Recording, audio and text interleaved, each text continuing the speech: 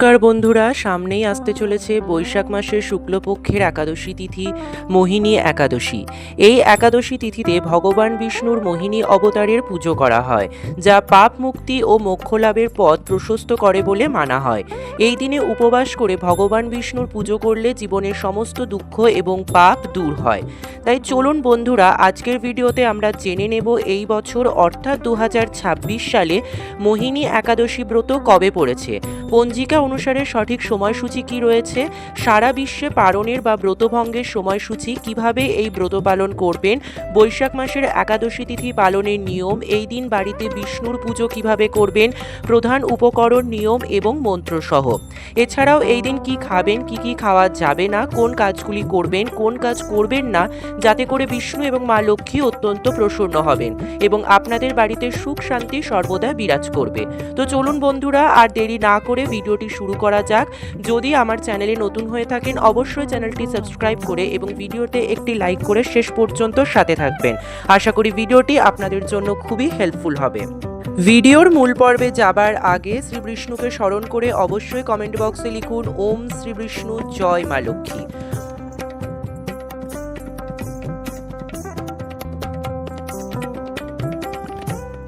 পুরাণ অনুযায়ী এই তিথিতে মোহিনী রূপ ধারণ করেছিলেন নারায়ণ।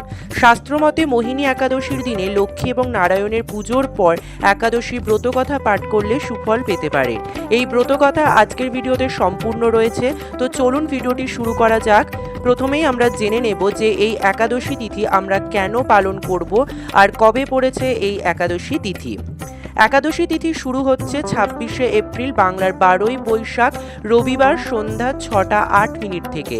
একাদশী তিথি থাকবে 27শে এপ্রিল অর্থাৎ বাংলার 13ই বৈশাখ সোমবার সন্ধ্যা 6টা 17 মিনিট পর্যন্ত। অর্থাৎ এই পরিস্থিতিতে উদয়া তিথি অনুযায়ী 27শে এপ্রিল সোমবার ব্রত পালন করতে হবে। তার পরের দিন 28শে এপ্রিল রয়েছে ব্রতভঙ্গ। তবে ব্রতভঙ্গের আগে জেনে নেওয়া যাক যে কিভাবে ব্রত পালন করবেন। সকাল সকাল স্নান করে পরিষ্কার বস্ত্র পরিধান করে উপবাসের সংকল্প নিন। ভগবান বিষ্ণুর মোহিনী রূপের পুজো করুন। পুজোর সময় অবশ্যই তুলসী পাতা, ফুল, ফল ও নৈবেদ্য অর্পণ করুন। আপনাদের এই দিনে কিন্তু হলুদ ফুল অর্পণ করতে হবে শ্রী বিষ্ণুকে। এছাড়াও মা লক্ষ্মীর জন্য কিছু রঙিন ফুল রাখবেন। ওম নমো ভগবতে বাসুদেবায় এই মন্ত্র উচ্চারণ করে চন্দন সহযোগে ফুল এবং তুলসী পাতা অর্পণ করবেন ভগবান বিষ্ণুর চরণে এবং মনে মনে নিজের মনস্কামনা জানাবেন।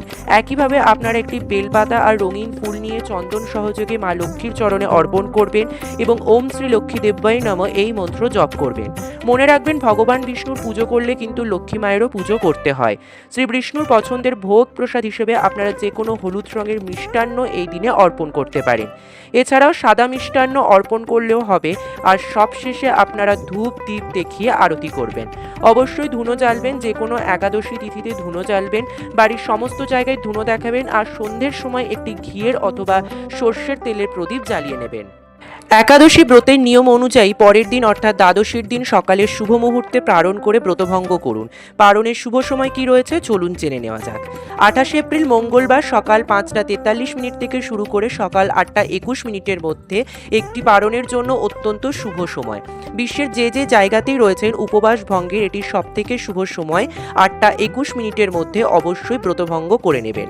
এবারে চলুন জেনে নেওয়া যাক ব্রত পালন করলে কি খাবেন আপনারা। যে কোনো প্রকারের রবি শস্য বর্জনীয়, যেমন চাল, ডাল, ওটস, চিয়া সিড, ডালিয়া। কোনো রকম দানা শস্য খাওয়া যাবে না, এমনকি ছোলা, মুগ এই সমস্ত সেদ্ধ করেও খাওয়া চলবে না। সর্ষের তেল, লবণ খাওয়া যাবে না। ঘি, সূর্যমুখী তেল, সন্দক লবণ খেতে পারেন যে কোনো খাবারের সাথে। আলু, মিষ্টি আলু, রাঙা আলু, কুমড়ো ইত্যাদি খাওয়া যাবে। সবুজ শাকসবজি খাওয়া যাবে না। ফল খাওয়া যাবে না, যে কোনো রকমের ফল। দুধের তৈরি খাবার, যে কোনো দুধের তৈরি খাবার আপনারা খেতে পারেন। ফল খেতে পারেন, পায়েস, ক্ষীর, দই, ছানা ইত্যাদি। তবে পায়েস কিন্তু চালের হলে চলবে না, যে কোনো সবজির বা অন্যান্য সুজি টুজি দিয়ে আপনারা পায়েস করতে পারেন। এছাড়াও যে কোনো রকমের ড্রাই ফ্রুটস খেতে পারেন, আপনারা খেজুর খেতে পারেন। যে কোনো ফল প্রসাদ যেগুলি আপনারা ভোগ প্রসাদ হিসেবে নারায়ণকে অর্পণ করেছেন বা শ্রী বিষ্ণুকে অর্পণ করেছেন প্রসাদ হিসেবে, সেই সমস্ত কিছু গ্রহণ করতে পারবেন। মিষ্টান্ন গ্রহণ করতে পারবেন। এছাড়াও পরিবারের প্রত্যেকে তুলসী পাতা নিবেদন করবেন ভগবান বিষ্ণুর চরণে। আর আপনারা যারা একাদশী ব্রত পালন করলেন প্রত্যেকেই জানেন এই দিন তুলসী পাতা ছিঁড়তে নেই, তাই আগের দিন সন্ধ্যার মধ্যে তুলসী পাতা তুলে রাখবেন। তবে বৈশাখ মাসের এই একাদশী ব্রতে কিন্তু আপনাদেরকে তুলসীতে জলদান করতে হবে এবং তুলসী পরিক্রমাও করতে হবে। তুলসীকে 3 বার করে অথবা 5 বার 7 বার প্রদক্ষিণ করবেন এবং জলদান করবেন। বৈশাখ মাসে প্রচণ্ড দাবদাহে যেহেতু বসুধারা দেওয়া হয়, সেই জন্য এই দিন কিন্তু জলদান করতেই হবে তুলসীতে। এবারে আমরা জেনে নেব একাদশী ব্রত মাহাত্ম্য কথা।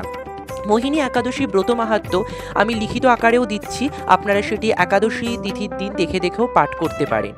মহারাজ যুধিষ্ঠির বললেন, হে জনার্দন, বৈশাখ শুক্লপক্ষিয়া একাদশীর কি নাম, কি ফল, কি বিধি, এর সকল কথা আমার নিকট বর্ণনা করুন। উত্তরে ভগবান শ্রীকৃষ্ণ বললেন, হে ধর্মপুত্র, আপনি আমাকে যে প্রশ্ন করেছেন, পূর্বে শ্রী রামচন্দ্র বশিষ্ঠের কাছে এই একই প্রশ্ন করেছিলেন। তিনি জিজ্ঞাসা করেছিলেন, হে মুনিবর, আমি জনকী নন্দী সীতার বিরহজনিত কারণে বহু দুঃখ পাচ্ছি, তাই এটি একটি উত্তম ব্রতের কথা আমাকে বলুন, যার দ্বারা সর্বপাপ ক্ষয় ও সর্বদুঃখ বিনাশ হয়। এই কথা শুনে বশিষ্ঠ বললেন, হে রামচন্দ্র, তুমি উত্তম প্রশ্ন করেছ। যদিও তোমার নাম গ্রহণেই মানুষ পবিত্র হয়ে থাকে, তবুও লোকের মঙ্গলের জন্য তোমার কাছে সর্বশ্রেষ্ঠ ও পরম পবিত্র একটি ব্রতের কথা বলছি। বৈশাখ মাসের শুক্লপক্ষিয়া একাদশী মোহিনী নামে প্রসিদ্ধ। একাগ্রচিত্রে তার মহিমা তুমি শ্রবণ করো, এই কথা শ্রবণ মাত্রে সমস্ত পাপ বিনষ্ট হয়। বহু যুগ আগে পবিত্র সরস্বতী নদীর তীরে ভদ্রাবতী নামে এক সুন্দর নগরী ছিল। বংশজাত ধৃতিমান নামে এক রাজা সেখানে রাজত্ব করতেন। সেই নগরীতেই ধনপাল নামে এক বৈশ্য বাস করতেন। তিনি ছিলেন পুণ্যকর্মা ও সমৃদ্ধশালী ব্যক্তি। সুমনা, ধৃতিমান, মেধাবী, সুকৃতি ও ধৃষ্টবুদ্ধি নামে তার 5 জন পুত্র ছিল। পঞ্চম পুত্র ধৃষ্টবুদ্ধি ছিলেন অতি অত্যাচারী, তিনি সর্বদা পাপ কার্যে লিপ্ত থাকতেন। লাম্পট্য ও দুত্তক্রিয়া প্রভৃতি পাপে তিনি অত্যন্ত আসক্ত ছিলেন। দেবতা, ব্রাহ্মণ ও পিতামাতার সেবায় তারা একেবারেই মতি ছিল না। তিনি অন্যায় কার্যের অত দুষ্ট স্বভাব ও পিতৃধন ক্ষয়কারক ছিলেন। সবসময় তিনি অভক্ষ্য, ভক্ষণ ও সুরাপানে মত্ত থাকতেন। পিতা ধনপাল একদিন রাস্তা দিয়ে যাচ্ছিলেন, হঠাৎ তিনি দেখতে পেলেন ধৃষ্টবুদ্ধি এক বেশ্যার সঙ্গে নিঃসংকোচে ঘুরে বেড়াচ্ছেন। তার নির্লজ্জ পুত্রকে এইভাবে দেখে তিনি অত্যন্ত মর্মাহত হলেন। এই কুস্বভাব দর্শনে ক্রুদ্ধ হয়ে তিনি তাকে বাড়ি থেকে বের করে দিলেন। তার আত্মীয় স্বজনও তাকে পরিত্যাগ করলেন। তিনি তখন নিজের অলংকার বিক্রি করে জীবনযাপন করতেন। কিছুদিন এইভাবে চলার পর অর্থাভাব দেখা দিল। ধনহীন দেখে সেই বেশ্যাও তাকে ত্যাগ করলেন। দুষ্কর্মের ফলে কেউ কখনো সুখী হতে পারে না। ধৃষ্টবুদ্ধিও তাই দুঃখ শোকে জর্জরিত হলেন। এইভাবে অনেক দিন অতিবাহিত হলো। কোনো পূর্ণ ফলে হঠাৎ একদিন তিনি কৌটিন্য মুনির আশ্রমে উপস্থিত হলেন। বৈশাখ মাসে ঋষিবর গঙ্গা স্নান করে আশ্রমের দিকে ফিরছিলেন। শোকাকুল ধৃষ্টবুদ্ধি তার সামনে উপস্থিত হলেন। ঘটনাক্রমে ঋষির বস্ত্র হতে এক বিন্দু জল তার গায়ে পড়ল। সেই জলস্পর্শে তার সমস্ত পাপ দূর হলো। হঠাৎ তার শুভবুদ্ধি উদয় হলো। ঋষির সামনে তিনি কৃতাঞ্জলি লুটে প্রার্থনা করে বললেন, হে ঋষিশ্রেষ্ঠ, যে পূর্ণের প্রভাবে আমি এই ভীষণ দুঃখ যন্ত্রণা থেকে মুক্তি লাভ করতে পারি, তাই কৃপা করে আমাকে বলুন। ঋষিবর বললেন, বৈশাখ মাসের শুক্লপক্ষে মোহিনী নামে যে প্রসিদ্ধ একাদশী রয়েছে, তুমি সেই ব্রত পালন করো। সেই ব্রতের ফলে মানুষের বহু জন্মাঞ্জিত পর্বত প্রমাণ পাপ রাশিও ক্ষয় হয়ে যায়। মহামুনি বশিষ্ঠ বললেন, কৌটিন্য ঋষির উপদেশে প্রসন্ন চিত্তে ধৃষ্টবুদ্ধি সেই ব্রত পালন করলেন। হে মহারাজ রামচন্দ্র, এই ব্রত পালনে তিনি নিষ্পাপ হলেন, দিব্য দেহ লাভ করলেন। অবশেষে গরুড়ে আরোহণ করে সকল প্রকার উপদ্রবহীন বৈকুণ্ঠ ধামে গমন করলেন। হে রাজন, ত্রিলোকে মোহিনী ব্রত থেকে আর শ্রেষ্ঠ ব্রত নেই। যজ্ঞ, তীর্থস্থান, দান ইত্যাদি যে কোনো পূর্ণ কর্মই এই ব্রতের সমান নয়। এই ব্রত কথা শ্রবণে, কীর্তনে সহস্র গোদানের সমান ফল লাভ করা যায়। তো বন্ধুরা, আজকের ভিডিওতে এই পর্যন্তই। খুব তাড়াতাড়ি নতুন কোনো ভিডিও নিয়ে আসছি। সেই সমস্ত ভিডিও দেখার জন্য অবশ্যই চ্যানেলটি সাবস্ক্রাইব করে সাথে থাকবেন এবং এই ভিডিওটি যদি হেল্পফুল হয়ে থাকে তাহলে অবশ্যই বন্ধুদের মধ্যে অনেক বেশি শেয়ার করবেন। ধন্যবাদ।